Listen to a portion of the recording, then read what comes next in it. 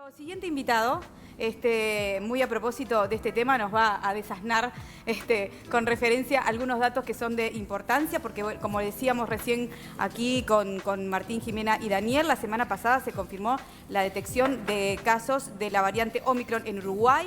Genera incertidumbre en un contexto de temporada de verano, hay como una superpoblación en toda la costa uruguaya, de la mano de la detección de esta nueva cepa que se disemina por el mundo. Se ha registrado también un aumento de casos diarios de coronavirus en nuestro país.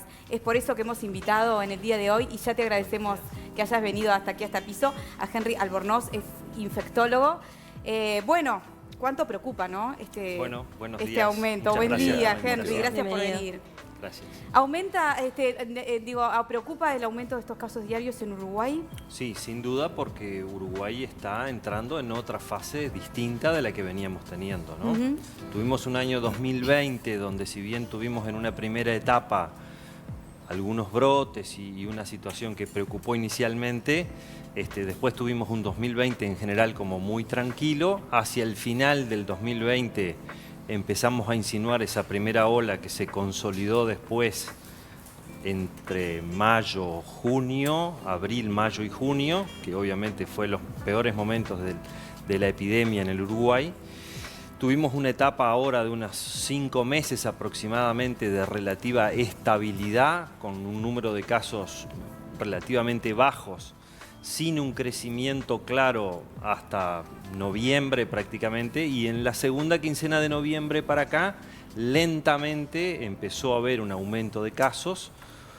Y bueno, y se consolida ahora en esta segunda quincena de diciembre, particularmente en esta última semana, donde venimos teniendo un crecimiento exponencial muy importante, y que creo que se da en el contexto de 2 o 3 cosas que son las que nos tienen que, digamos, poner en alerta, ¿no? Algunas cosas que ya venían ocurriendo, obviamente. En la medida que pasó la primera ola muy intensa y pasan varios meses de esa ola, tú empezás a estar de nuevo en una situación de vulnerabilidad para tener otra ola. Claro. En Uruguay eso se dio además en el contexto de que vacunamos muy bien con 2 dosis, pero como sabemos que esa inmunidad no es permanente, sino que es dinámica y va bajando a lo largo del tiempo, este fenómeno nos agarra ahora justamente en el descenso de la inmunidad de las personas que recibieron 2 dosis y no recibieron la tercera dosis. ¿Cuántos meses después de vacunado va bajando esa inmunidad? Y bueno, depende un poco de las plataformas. Para la plataforma de Coronavac está bastante claro que entre 4 y 6 meses se empieza a producir el descenso de los títulos de anticuerpo, y para las plataformas de ARN, particularmente la que se usó en Uruguay, eso empieza a pasar en el entorno de los 6 meses. Entre 6 y 7 meses. A algunas personas les ocurre antes y otras les ocurre después. Eso es una cuestión poblacional. Pero bueno, en ese contexto de esas 2 cosas, que llevábamos varios meses de la ola más intensa, que estábamos con un fenómeno de disminución de la inmunidad probablemente en la población vinculado al tiempo que venía pasando desde que las personas habían recibido la segunda dosis, y en un contexto de fin de año que sabemos que genera interacción social muy intensa, festividades de fin de año, fiestas de despedida de año, el ingreso también de muchas personas que vienen al Uruguay por turismo y uruguayos que regresan a pasar las fiestas. En ese contexto es que estamos teniendo este fenómeno, y a eso se agrega la llegada de Omicron al Uruguay, que los primeros casos de los cuales tenemos documentación genómica es en torno del 7 al 10 de diciembre, pero sabemos que ya en ese primer informe del grupo de vigilancia genómica, en estas primeras 41, 44 aislamientos del virus de la variante Omicron, había en el entorno de 10 o 12 que no tenían antecedentes de viaje al exterior ni de contacto con personas que hubieran estado en el exterior. ¿Esto da la pauta de una transmisión comunitaria? Sin duda, eso da la pauta de que, como ya sabemos, lo mismo pasó en Europa, ¿no? Cuando Europa se dio cuenta que tenía Omicron, revisando para atrás, había en el entorno de las 3 a 4 semanas de las primeras detecciones y ya tenían circulación comunitaria. O sea que eso es un poco lo que era esperable. Una de las cosas que comentábamos recién en la previa, ¿no? Era que por suerte la cantidad de casos en CTI no se acompaña del aumento exponencial de situaciones clínicas por la COVID-19, lo cual es bueno de alguna manera.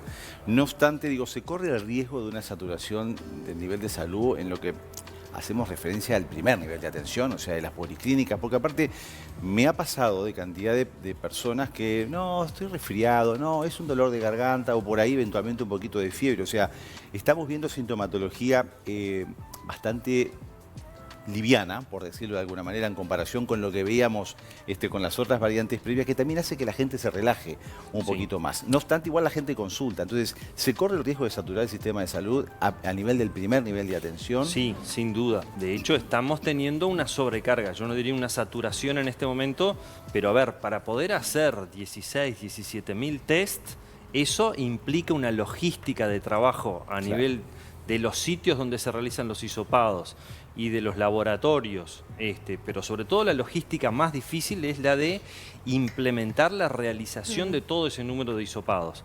Eso también se produce porque la gente consulta y genera la solicitud de ese hisopado, o sea que hay en este momento una demanda un poco más alta de asistencia vinculada a este fenómeno, que como tú decías, está claramente desacoplado lo que pasa entre el número de casos y lo que pasa entre los ingresos a la unidad de cuidado intensivo, mismo las internaciones a nivel de internación general en los hospitales, y ni que hablar con los fallecidos, que afortunadamente siguen en un número muy bajo del entorno de 2, 3 por día en ese promedio. O sea que hay un desacople muy claro entre la severidad que veníamos teniendo antes y los requerimientos de internación y de asistencia, digamos, en los niveles más altos de cuidado del sistema de salud, con el número global de casos. Pero para tener ese número global de casos tenemos consultas y tenemos la necesidad de hacer ese número muy grande de hisopados que genera una demanda muy importante. Y la combineta esa que se está dando de la gripe con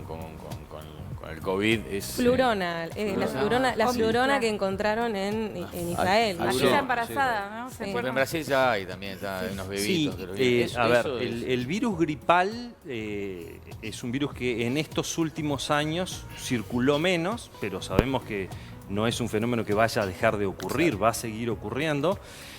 En el hemisferio norte están en invierno, con lo cual están justamente en la etapa en la cual hay en general circulación del virus de la gripe y bueno, y en este momento se empieza a dar ese fenómeno conjunto en algunos países. ¿Pero nos tiene que asustar o estar Y en bueno, alerta? hasta ahora las olas han sido fundamentalmente de COVID-19 y no hubo un porcentaje muy alto de coinfección. Pero eso puede cambiar, y puede cambiar en la medida que el virus cambie y las nuevas variantes generen fenómenos epidemiológicos distintos. Porque para un asintomático no puede que sea relevante, pero para quien la pasó va mal, se me ocurre que la sumatoria de la gripe más COVID debe ser complicado, ¿no? Sin duda, sí, porque las coinfecciones, si bien fueron muy bajas, coinfecciones llamamos cuando hay dos infecciones por distintos agentes al mismo tiempo. Si bien fueron muy bajas en estas olas iniciales, ese es un fenómeno que puede cambiar. ¿Y se trata igual? Bueno, digamos, para la gripe hay tratamiento antiviral, todavía para coronavirus, el SARS-CoV-2, no hay un antiviral disponible masivamente para uso comunitario. Recién están apareciendo los primeros medicamentos de uso oral, algunos ya están aprobados en algunos países, pero obviamente la etapa de producción masiva de eso todavía no se ha producido y obviamente no están disponibles. Ahora, ¿en qué personas se da la coexistencia de estas dos infecciones? Tampoco no hay muchos datos, ¿no? No, Porque supongo no. que tiene que ser un contexto seguramente especial, ¿no? Sí, o posiblemente especial. Sí, probablemente tiene que ver con que se dé la circulación de los dos virus en la comunidad simultáneamente, cosa que en general en estos fenómenos pandémicos no ocurre, porque el virus pandémico es como tan potente, para decirlo de alguna manera, que sustituye en general a los otros virus respiratorios que están circulando en ese momento. Claro, y más con un virus con alta transmisibilidad como es Omicron, Sin duda. por ejemplo, ahora. Henry, ya que estamos mirando a Israel, ¿no? Ya anunciaron en este país que se estarán dando la 4ª dosis de Pfizer, en principio para mayores de 60, para personal de la salud. ¿Es el camino a seguir, teniendo en cuenta también esta baja de los anticuerpos a lo largo de los meses? Bueno, es muy probable que ese sea el camino que vayan a seguir otros países. Israel en ese sentido ha hecho como punta en el mundo, digamos, porque fue de los primeros países que empezó a vacunar, fue de los primeros países que demostró que 2 dosis pasado cierto tiempo perdían efectividad en cuanto a la protección. De hecho, fue de los primeros países que empezó con la 3ª dosis y en ese sentido, como va muy adelantado, empieza a, a generar información respecto a la necesidad de una 4ª dosis. Es muy probable que Uruguay, y creo que el mundo, vaya a ir por ese camino, salvo que, esta nueva ola de Omicron genere algún fenómeno inmunológico que haga que no ocurran olas subsiguientes o que actúe como una vacuna natural, como decías tú inicialmente. De cualquier manera, el riesgo de sobrecarga del sistema de salud, aunque el evento sea leve, y nosotros lo estamos viendo muy leve o casos asintomáticos, sobre todo en los vacunados, eso hay que dejarlo claro, ¿no? Los que tienen 2 o 3 dosis de la vacuna y sobre todo relativamente recientes, el cuadro es muy leve en general, de una duración relativamente corta, no más allá de 24 o 48 horas, pero digamos, todavía no tenemos una circulación lo suficientemente intensa y tampoco tenemos información todavía suficientemente consolidada de qué es lo que va a pasar con Omicron. Recordemos que la detección fue a principios de noviembre, Sí. no llevamos 2 meses todavía, digamos, de la detección de esta variante, y hay que ver cuál va a ser el comportamiento cuando le empiece a llegar a las poblaciones más susceptibles de formas graves. Por Claro. eso la situación de Europa para nosotros es una situación a monitor. tener atenta. Claro. ¿Y a qué estar pasa, por atentos. ejemplo, en España, que se han flexibilizado las cuarentenas, ¿no? Para los contagiados, en algunos casos son 7 días. En Argentina también se están bajando, acá han cambiado los protocolos. ¿Por qué sucede esto? ¿Por qué se toman estas decisiones? ¿Está mutando el virus? ¿Se quiere? ¿Son decisiones políticas para abrir la economía? ¿Son acertadas? Bueno, hay un poco de cada cosa, ¿no? Primero hay un mejor conocimiento de la biología del virus. Estamos viendo que la ocurrencia ahora en poblaciones vacunadas es de más corta duración y probablemente, digamos, aclaren el virus en la secreción respiratoria más tempranamente, lo cual hace que el periodo de transmisibilidad también probablemente sea más corto. Entonces, con esa evidencia hay una pata, digamos, científica para dar aval a esas cosas. Y por otro lado, obviamente, las repercusiones económicas y sociales de la pandemia también son claras y hacen necesario en algunas cosas, en la medida en que se puedan flexibilizar algunas cosas sin aumentar el riesgo, que se vaya por ese camino. Y probablemente varios países van a ir por ese camino, ¿no? ¿Y a ti te parece que fue oportuna la eliminación del segundo PCR para los extranjeros que ingresan al país? Bueno, ese es un punto bastante, que puede ser controversial. Se dio en un contexto donde sabíamos que iba a venir muchísima gente al país. En ese contexto también hoy, sin ese segundo PCR, estamos haciendo 13, 16.000 tests por día y estamos con el sistema casi saturado o en riesgo de saturación desde ese punto de vista. Incrementar 70 u 80.000 PCRs, como son, digamos, todos los turistas que vinieron, generaba una dificultad muy grande y además sin ninguna posibilidad de control. Entonces, me parece que apostar a que la persona que tenga síntomas consulte, se haga el PCR, es mucho más valioso que solicitar una cosa reglamentarista, para decirlo de alguna manera, que después nadie lo controla y que además iba a generar una mayor demanda en el sistema que no lo íbamos a poder cubrir. Me queda claro que los test rápidos pueden dar falsos negativos y eso, por ejemplo, hay que verificarlo con un PCR. ¿Hay falsos positivos? Porque circuló en las redes un poco el tema de una decisión de la FDA que había retirado algunos test rápidos por dar falsos positivos. Digo, eso no es así. Bueno, O es limitado. Sí, en lo algunos que pasa casos. es que, digamos, la disponibilidad de marcas es muy amplia Ahí está. y hay, digamos, distinta performance o desempeño de esos test. Los que están validados en el Uruguay han pasado por un test de validación en el Ministerio de Salud Pública, junto con el Departamento de Laboratorio del Ministerio, y esos en general tienen un desempeño bastante bueno. Es verdad que cuando tú tenés una muy baja circulación en la población, un test de antígeno positivo puede ser un falso positivo, sobre todo en un asintomático. Por el contrario, en alguien que está con síntomas, si tuvo una exposición o en un contexto de alta circulación Como comunitaria, ahora, claro. un test positivo hay que considerarlo positivo. como un valor positivo y diagnóstico. ¿Surgió una nueva cepa en Camerún ahora en las últimas horas? Bueno, hay un reporte todavía no, digamos, revisado por pares, de un equipo francés que describe una nueva cepa, una nueva variante. También con un número muy alto de mutaciones, que habrá que ver un poco qué curso toma, digamos, ¿no? Henry, ¿qué sabemos de la reinfección, por ejemplo, en esto de la circulación de Omicron? Porque hay gente que se contagió COVID hace un año y dice, no, bueno, yo ya lo tuve, ya no me voy a contagiar, pero ¿qué datos hay sobre personas reinfectadas en el mundo y en nuestro país? Bueno, es clarísimo que Omicron, una de las características que la hace exitosa, es justamente eso, la capacidad de vulnerar la inmunidad previa. Tanto la inmunidad natural, porque hayas tenido la infección, o la inmunidad dada por las vacunas. De hecho, por eso es tan importante la tercera dosis, porque con 2 dosis la protección contra Omicron es muy baja, la protección para adquirir el virus, no tanto para hacer una forma moderada o que requiera internación o ese tipo. Para eso se mantiene como muy eficiente, pero no tanto para evitar la transmisión. En ese sentido, Omicron, esa es una de las características y por lo tanto una de las cosas que da es la posibilidad de reinfectar a personas que ya tuvieron COVID. Claro. Henry, esto de la aparición de todo este ceperío que estaba apareciendo por todos lados, Ceperío. Camerún, aparece Nuevo por todos lados. término para la Academia Española.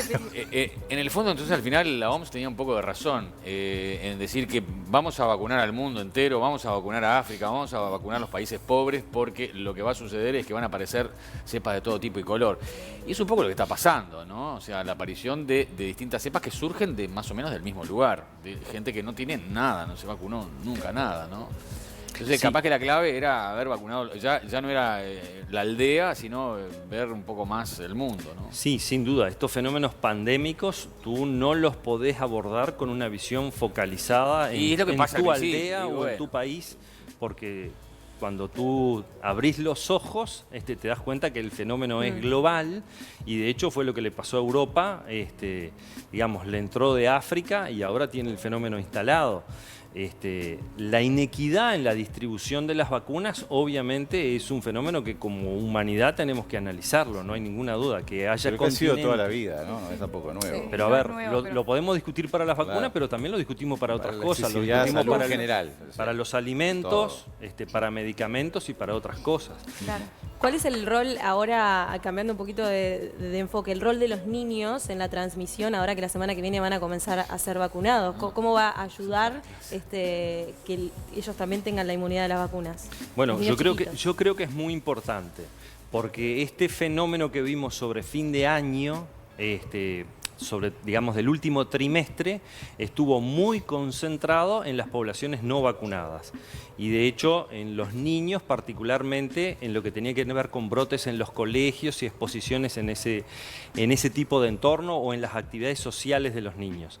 Entonces, vacunar la mayor parte de esa, digamos, de ese grupo etario me parece que es muy importante con vistas a protegerlos a ellos individualmente, a proteger a sus contactos en la comunidad, y todos sabemos que los Llegar niños... antes de las clases, ¿no? Sería lo ideal. Y el tercer punto es ese, exactamente eso, que al inicio de las clases del año que viene la mayor cantidad posible estén vacunados, porque eso también va a dar cierta tranquilidad de que el curso lectivo sea lo más normal posible, claro. con el menor número de interrupciones y de cuarentenas, porque hay que ver las dificultades que genera una cuarentena en una clase, en un colegio. En todo, en la vida, en la familia, en la clase, en todo. Y los padres tienen que estar tranquilos, ¿no? De que las vacunas son seguras. ¿Cómo se hace para cambiar esos chips que todavía tienen algunas dudas, algunos papás? Bueno, digamos, la vacuna que hasta ahora, salvo Chile, que está haciendo una experiencia muy grande con Coronavac, vacunando niños, la otra que está como más aprobada es la que va a dar Uruguay. En ese sentido, los estudios que hay hasta el momento son de una seguridad muy importante. Es muchísimo más alto el riesgo de eventos graves por COVID en esa población que por la vacuna. Muchísimo más alto. Y es de esperar que lo que pasó en África ahora, ¿no? Que hubo un rápido ascenso cuando se inició la variante Omicron y después descendió, a que esto se replique lo que está pasando en Europa y ahora en América Latina. O sea, ¿es deseable, pero es esperable? Bueno, es difícil de saberlo. ¿Por qué? Porque los contextos son distintos. En Sudáfrica, la emergencia de Omicron tuvo ese comportamiento, pero Sudáfrica venía de 4 olas sucesivas. No es la situación que tiene Uruguay. Uruguay tuvo una única ola, tiene un porcentaje de vacunación relativamente bueno, pero que por suerte la gente ahora se ha vuelto a agendar para la tercera dosis, eso es una muy buena noticia. Entonces no sabemos si acá va a tener ese comportamiento. De hecho, de Delta, cuando entró, también teníamos cierta incertidumbre de qué comportamiento iba a tener, porque venía precedido de muy malas noticias, digamos, para decirlo así. Y la verdad que entró, y en Uruguay en 5 meses no tuvimos una ola vinculada a Delta. Entonces es muy difícil predecir, porque los contextos locales determinan diferencias en el comportamiento. Claro, y hay preocupación en la gente por el tema de los protocolos, si es que se va a volver atrás, pensando en el aumento de casos, ¿no? En el día de hoy, si se va a volver atrás con aquello de las fiestas, de las reuniones, en fin. Bien. ¿Qué es lo que se espera? Bueno, no hay no se ha establecido una recomendación general. Uno puede hacer recomendaciones, particulares, o recomendaciones de lo que uno considera deseable. Yo creo que uno tiene que priorizar los eventos sociales a los cuales va a ir y en qué contexto se van a dar. Seleccionar, saber. Sin duda, sobre todo para las personas de cierto rango de edad o las personas que tienen comorbilidades, porque hay que tener claro también que las vacunas, si bien son muy eficientes y a Uruguay le han permitido estar en esta situación, como herramienta única no van ni a erradicar el virus ni van a evitar la ocurrencia de estos fenómenos. No lo van a evitar. De hecho, países con alta tasa de vacunación también han tenido fenómenos de olas vinculadas a Omicron o a las anteriores. Israel, digo que fue el ejemplo. Israel es un ejemplo. Entonces, claro, las vacunas son muy importantes, tenemos que apostar mucho a ellas, pero no podemos dejar de lado las otras medidas de precaución, las no farmacológicas, como se dice, que tiene que ver con el distanciamiento, con el uso de la mascarilla, con evitar los entornos cerrados, evitar las aglomeraciones y reforzar la higiene de manos y de la superficie. Y esas recomendaciones son, obviamente muy válidas para aquellos que se van al exterior de vacaciones, ¿no? O aquellos que ya tenemos pasajes para acá dentro de 2 meses y medio a Europa y bueno, y uno tiene miedo qué es lo que va a pasar. ¿Qué recomendaciones hacemos? Bueno, sin duda, el contexto de los viajes es un contexto de riesgo de adquisición, y dentro de ese contexto de riesgo el pasaje por los aeropuertos es particularmente de riesgo, porque obviamente son superficies donde se aglomeran muchísimas personas, donde pasan personas provenientes de todas partes del mundo en algunos centros particulares que son núcleos, de dispersión de vuelos. Entonces, ese contexto es un contexto de riesgo y hay que recomendar la mayor adherencia posible a las precauciones en varios contextos, particularmente en ese, ¿no? Muy bien. Bueno, hay mucho para seguir preguntándote, por supuesto, porque esto está en movimiento, está cambiando todo el tiempo y también cambian las inquietudes que tenemos, por lo menos los uruguayos y el mundo también. Henry, un placer y muchas gracias. Bueno, Gracias. muchísimas gracias por la invitación, a las órdenes.